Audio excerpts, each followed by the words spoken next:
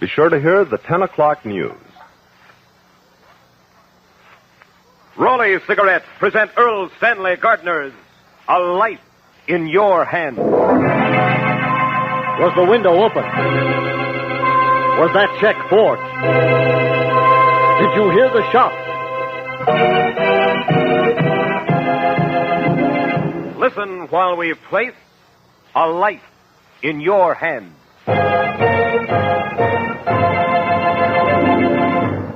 Decisions recently issued by the Federal Trade Commission, an agency of the United States government, should convince you. You cannot believe in throat tests. You cannot believe in nose tests. But you can believe your own eyes. So take the Raleigh eye test and see for yourself the only real important difference between leading brands of cigarettes.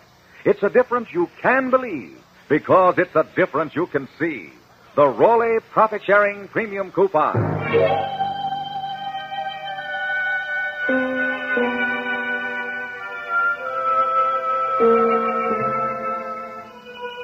You never know when you step from the safety of your home, when you may witness a violent death and be called upon to testify as to what you saw and heard, and suddenly find yourself with a life in your hand. Murder is a dark enigma that strikes fear into the heart of man. Strange, baffling, mysterious. But the darkest crime one man can invent, another man can unravel. Such a man is Jonathan Kegg, created by Erle Stanley Gardner, the world's most popular writer of mysteries. Creator of Perry Mason, Doug Selby, and many other outstanding characters. Ladies and gentlemen, Mr. Jonathan Kegg. Good evening.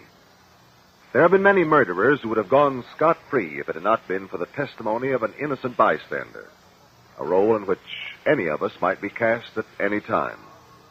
Even now, somewhere in the city, there may be a crime in the making. Good night, Mason. Good night, sir. Miss Pamela. Mason is the perfect butler. A wonderful dinner, good coffee in the study, and this swell brandy. How much of this Napoleon brandy have you left, Uncle Edwin? Not much more, I'm afraid. I want to have a little talk with you, Pam. Oh, dear. You're going to be the heavy guardian again. Please don't, Uncle. Since you're quite of age, I'm no longer your guardian. Well, guardian of my money, then. That was your father's wish.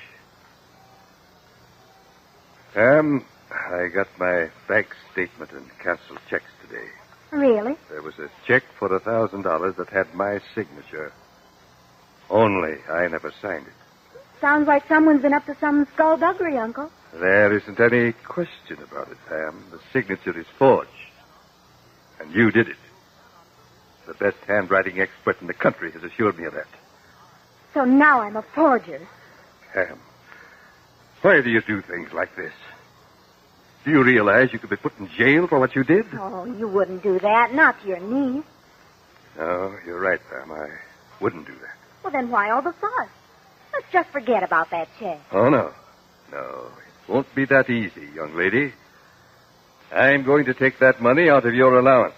You're supposed to get $500 a month, but you get nothing till the $1,000 is repaid. You mean I don't get my allowance for 2 months? That's right. But, Uncle Edwin, you can't do that. I've got to have that money. I've just got to. I'm sorry, Pam, but I have to do what I think is right. No. No, you can't. I need that money. Yeah. What's all this? Why do you need the money so desperately? Never mind. I need it. Do you want me to be killed? Killed? What on earth are you talking about, Pamela? I've got to have my allowance. They'll kill me if I don't pay. Stop it. Don't carry on that way. Who will kill you? What do you have to pay? Don't ask me. I can't tell you. You'll tell me what this is all about if I won't give you another cent, young woman. I owed it to Mike Kelly at the Shamrock. The Shamrock? Kelly? What did you owe him for? I lost it at roulette, and I still owe him more. Gambling? How did you get into a place like that? My own niece. How did you get started in a place like that? Tell me. I didn't mean to. Mason took me there. Mason? Well, we'll see about this. What are you doing? Ringing for Mason. I'm going to get to the bottom of this right now. Oh, there's nothing to get to the bottom of, Uncle Edwin. I was a little fool, I guess. I played and I lost. I had to have the 1,000 to pay up. And I still need another 1,000. Well, you'll not get it from me. I've gone along with you as far as I intend to. You can get out of this mess the best way you can. You rang, sir? I certainly did. Come in here. And close that door. Yes, sir. What is it? Mason, you're still on parole, aren't you? Yes, Judge. I gave you a second chance when you were released. Did I not? Yes, Judge, and I'll always be grateful, too. Grateful? How dare you use a word like that to me? You don't know what it means. Now, Judge... Fine sense of gratitude you've got. I picked you up out of the gutter, feed you, clothe you, give you a job. And how do you repay me?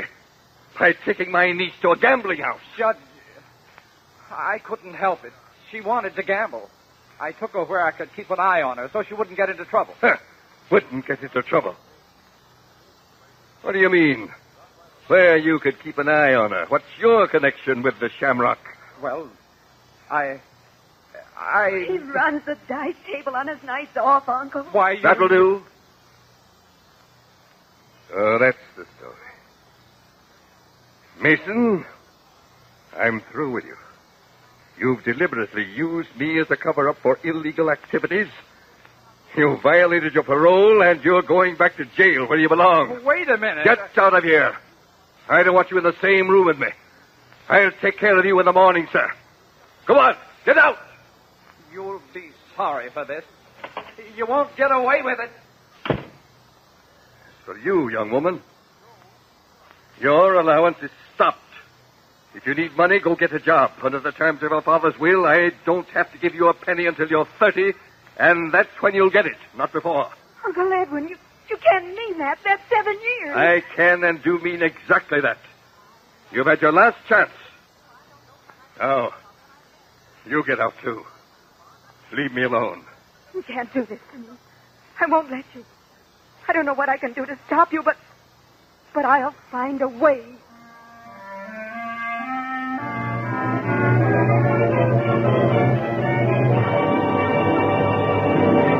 Smokers, it pays 2 ways to smoke Raleigh cigarettes. It pays with top-quality smoking enjoyment. It pays with luxury premium. There are over 75 beautiful premiums, and you can get them just like gifts. Just smoke Raleighs and save the profit-sharing coupon. And remember... A recent decision by the Federal Trade Commission, an agency of the United States government, should prove to you. You cannot believe in throat tests. You cannot believe in nose tests. But you can believe your own eyes. So take the Raleigh eye test and see for yourself the only important difference between leading brands of cigarettes. It's a difference you can believe because it's a difference you can see. The Raleigh profit-sharing premium coupon.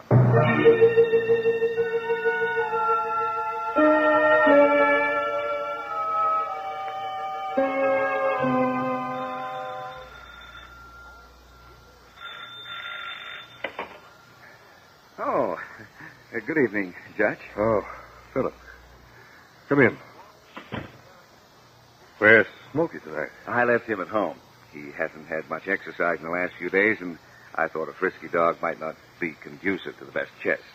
Smokey's a good dog. I'm sorry you didn't bring him along. Oh, do you want me to go home and get him? Only take a few minutes to walk around the lagoon and back. Heavens, no. Come along, we'll have a game or two.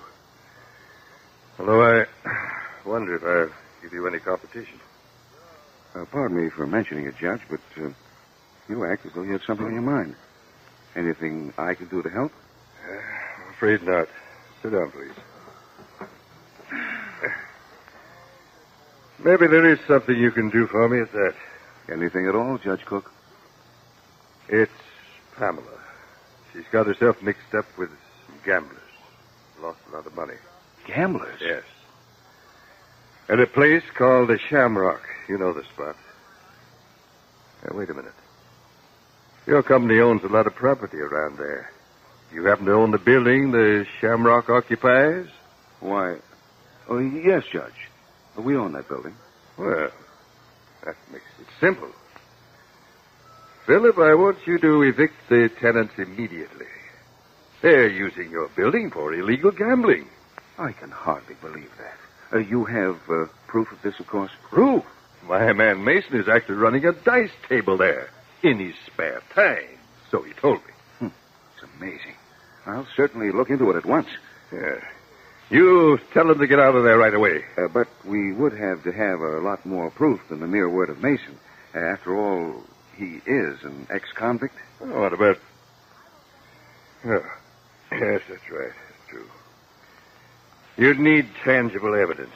Possibly even a conviction. Oh, that would help a great deal. All right. I'll get you the evidence you need. I'll get this Kelly and the men behind him. Come on. Let's play some chess.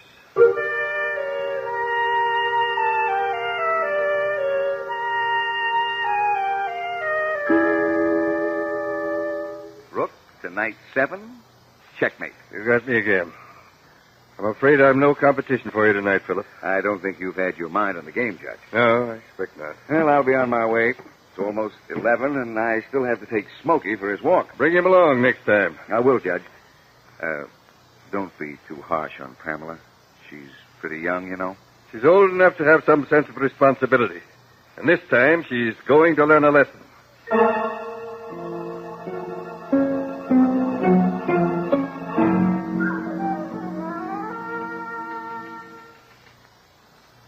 Huh. What in the world? Who can that be? Who's out there? Who? What are you doing outside the window? Why don't you...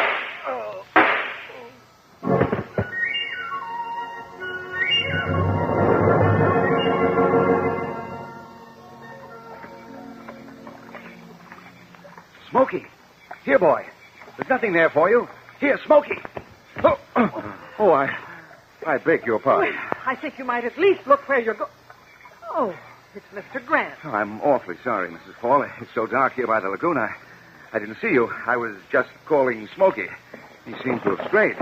Oh, he's wet. He's gotten me all wet. Make that dog go away. Smokey, behave yourself. I'm terribly sorry, Mrs. Paul. My dress is ruined, absolutely ruined. I hope it isn't as bad as all that. Well, I guess I know when... Good heavens, what was that? That sounds like Pamela Cook. Did she say the judge had been murdered?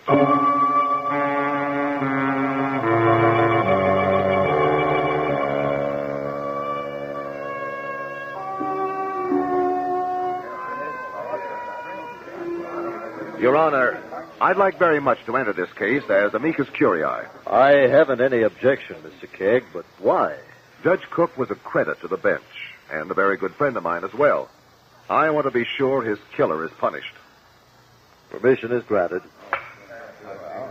Ladies and gentlemen of the jury, I will explain that as amicus curiae, Mr. Kegg will represent neither the defendant, Frank Mason, nor the prosecution. He will simply use his ability at cross-examination to help the court find the truth. You may proceed, Mr. Kegg. I call the defendant, Frank Mason. Mr. Mason, you were employed by Judge Cook as a combination houseman and chauffeur. That's right. For how long? A little better than a year. About 15 months it was. You had been in prison and were released on parole. Is that correct? Yeah. Now, the work you were doing at the Shamrock was a clear violation of that parole. And you know that if a man on parole engages in an illegal activity, he will not only be punished for it, but made to serve out the balance of his time on the previous conviction. I know that, but there's lots of gambling everywhere. But you knew it was illegal. Yes.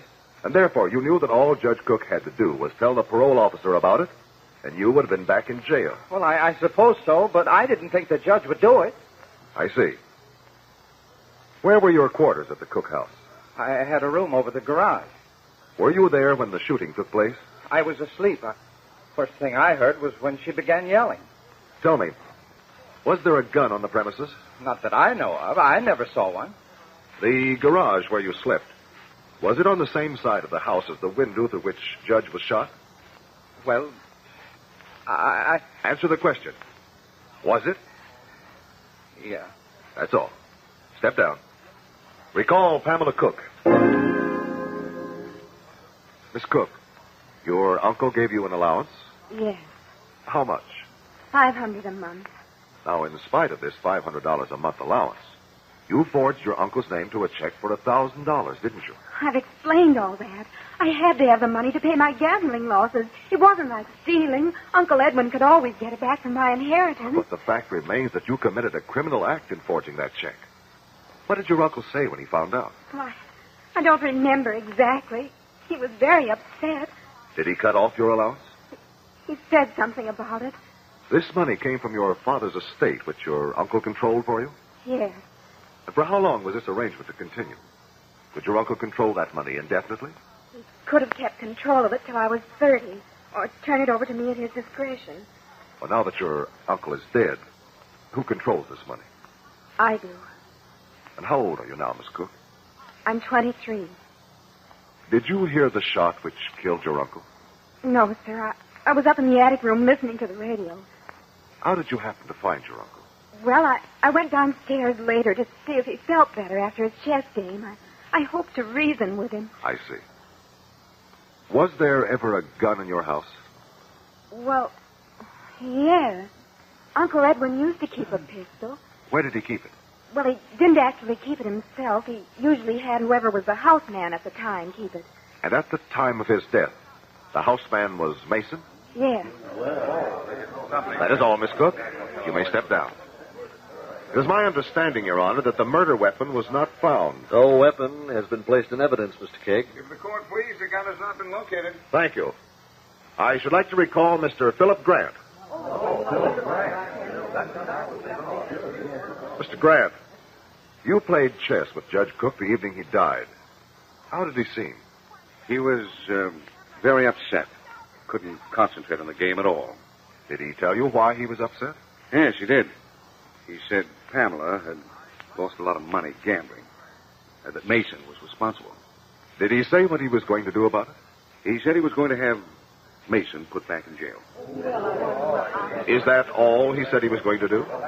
Well, he said he was planning to have the Shamrock closed. And I believe that previous testimony has showed that your company owns the Shamrock. Well, I think this should be made clear.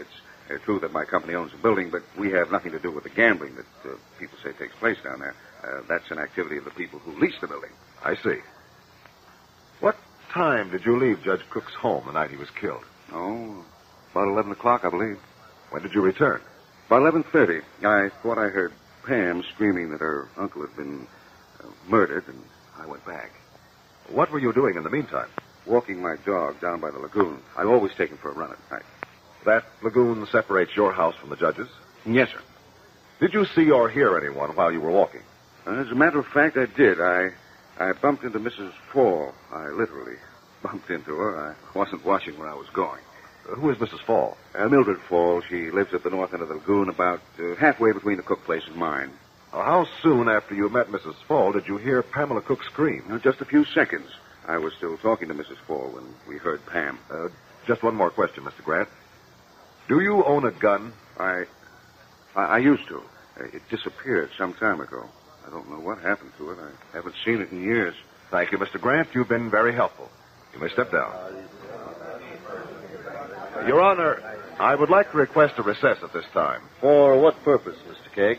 The pattern of truth is beginning to emerge, but further testimony is needed. I should like a few hours to check some facts.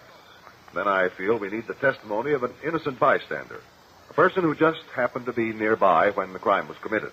We will call whomever you wish, Mr. Kegg, and that person must testify. Court will adjourn till 2 o'clock.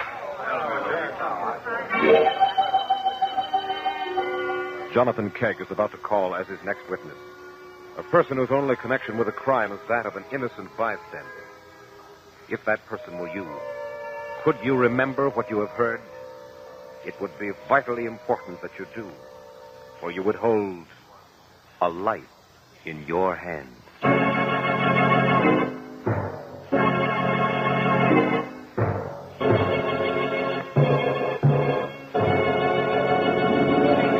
You cannot believe in throat tests. You cannot believe in nose tests. Decisions recently issued by the United States Government Federal Trade Commission should convince every intelligent smoker that you cannot believe in throat tests, you cannot believe in nose tests. These distinguished government experts, appointed by law to protect the public against false and misleading advertising claims, have declared... 1. There is no reliable basis for claims that one brand is superior to another in respect to throat irritants. 2. All manufacturers of leading brands of cigarettes buy their leaf tobacco from the same sources. With these 2 facts in mind, give yourself Rowley's famous eye test. Hold up 2 packs of cigarettes. One of Rowley's, one of any other leading brand. Turn them around. Take the eye test. You'll see the difference. Yes, you'll see that only Rowley's have a coupon on the back.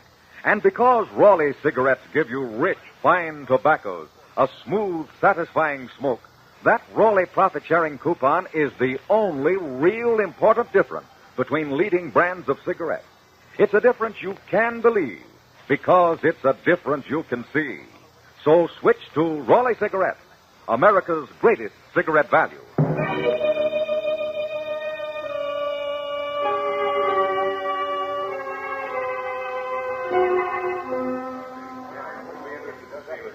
It is shortly after 2 in the afternoon, and court has reconvened. Jonathan Kegg has called Mrs. Mildred Fall to the stand. She's been sworn, and Jonathan Kegg is just beginning his cross-examination. Mrs. Fall, on the night Judge Cook was murdered, where were you at about 11:30? I was going home along the shore walk. It's rather a late hour for a woman to be walking alone in a fairly deserted area. Fiddlesticks. I can take care of myself. I'm sure of that. On your way home, did you meet anyone? I met Mr. Grant. He walked right into me. Now, think carefully, Mrs. Fall. Did you hear or see anything out of the ordinary? No, sir. Did you hear anything like shots? I did not. Did you hear anything at all? Not a sound. All the way home? All the way home. Now, just a moment, Mrs. Fall. Mr. Grant has testified that you and he were talking when Pamela Cook screamed. Oh, that. I didn't think you were talking about that. You did hear that? Of course I did.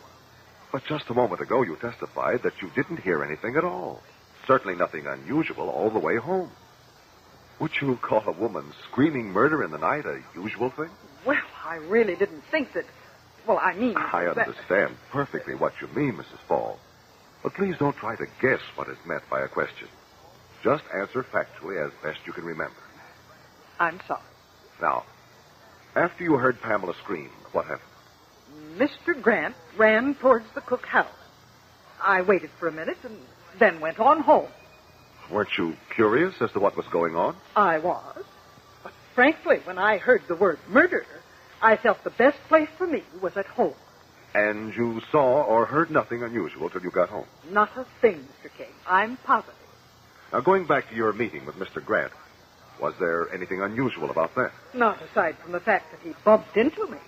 Did you hear anything? Now, think carefully. Honestly, Mr. Kegg, there wasn't a thing. I was walking along rather rapidly. I heard Mr. Grant call to his dog. I heard the dog splashing in the water. I guess both of us were looking for the dog because that's when we bumped. Oh, yes. And then the dog came up and shook himself all over me. I was drenched. And then the girl screamed. Are you sure you heard the dog splashing in the lake? Well, I certainly heard something splashing around, and just a second later, the dog came up, dripping wet. Thank you very much, Mrs. Fall. Your testimony will prove very helpful in aiding us to find the truth. Your Honor, I should like to have a brief recess in order to have Mr. Grant's dog brought into court. And then I should like Mr. Grant to take the stand again. That's a nice dog, Mr. Grant. No, thank you.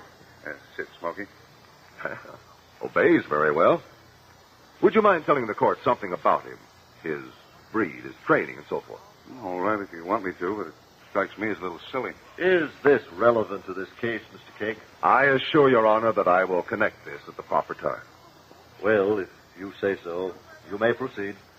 Go ahead, Mr. Grant. I won't bother you with his kennel name. He's a Springer Spaniel, 2 years old, and answers to Smoky. Trained to flush birds and retrieve.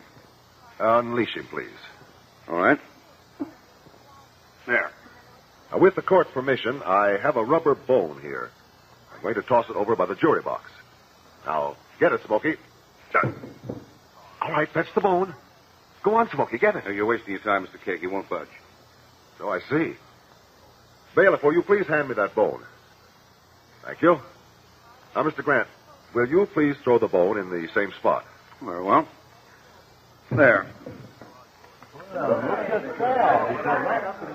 He budged that time, Mr. Grant. Well, naturally. That time I threw the bone. Thank you, Mr. Grant. That is all. I believe Officer John Lansing is present in court. I should like to call him as a witness. Officer Lansing, I believe you recovered a gun from the lagoon about an hour ago. Yes, sir. The caliber was .38. That's correct, sir. And that is the caliber of the gun that killed Judge Cook. Was there a serial number on this gun you recovered? And if so, in whose name was it registered? It's registered in the name of Mr. Philip Grant. Were there any fingerprints on this gun? And if so, have they been identified? There were prints on the gun which have been identified as those of Mr. Philip Grant. Has it been established that the bullets that killed Judge Cook came from this gun? According to ballistics, yes, sir. No! Bailiff, get that man and hold him.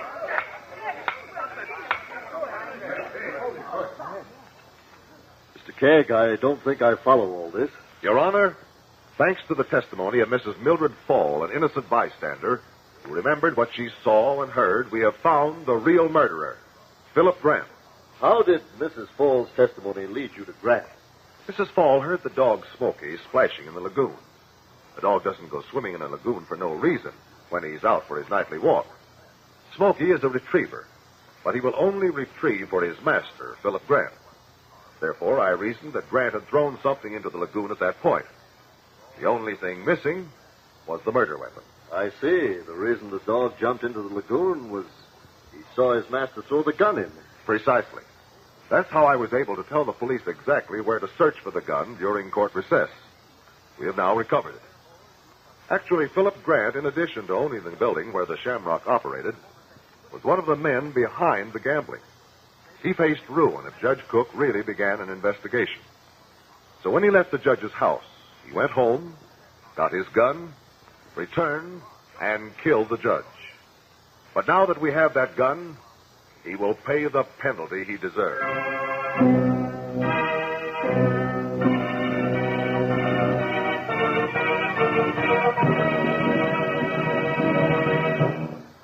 Kegg, that was a highly obscure pattern of evidence, and your solution was most dramatic. Thank you, Mr. Wallace. And once again, a witness who was sure she knew nothing about it held the clues that led us to the truth. Well, I'll see you next week. Good night. Good night, Mr. Kegg. Friends, here's a cordial invitation for each of you to be with us next Tuesday, when you will again hear Jonathan Kegg, created by Erle Stanley Gardner, author of the internationally famous Perry Mason stories and many others. And remember, you can believe your own eyes. So look for the pack with the coupon on the back. Raleigh Cigarettes, America's greatest cigarette value.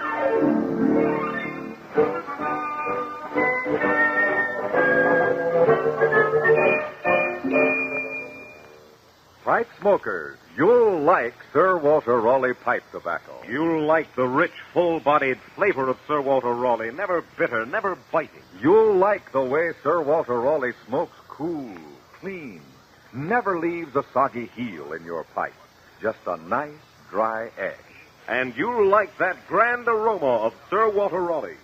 You and your pipe will be welcome everywhere. Yes, men, you'll like everything about Sir Walter Raleigh. It's the quality pipe tobacco of America.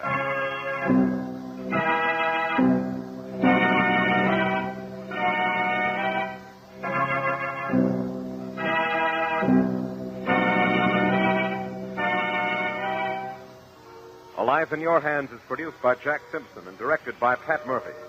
Script by the McKees with musical effects by Adele Scott, conducted by Whitey Berkeley. Jonathan Kegg is played by Carlton Kadell.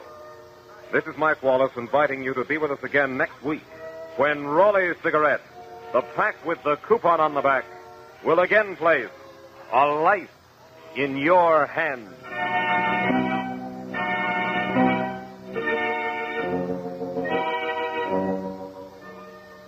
Aldrich's come back Thursday on NBC.